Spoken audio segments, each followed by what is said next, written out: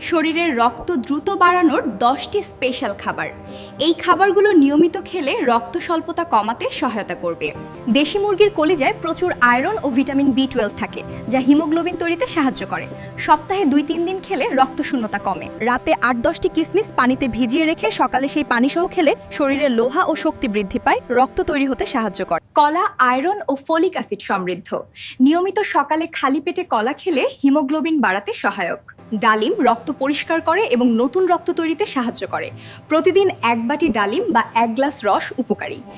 রাতে 4-5টি কাঠবাদাম ভিজিয়ে রেখে সকালে খোসা ছাড়িয়ে খেলে আয়রন শোষণ ক্ষমতা বাড়ে এবং দুর্বলতা কমে। কবুতরের মাংসে প্রাকৃতিক আয়রন থাকে, যা দুর্বলতা ও রক্ত স্বল্পতা কমাতে সাহায্য করে।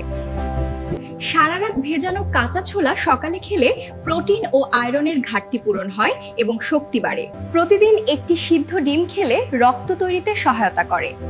এতে আয়রন ও ভিটামিন বি12 রয়েছে। পালং শাক ও লাল শাক আয়রনের ভালো উৎস।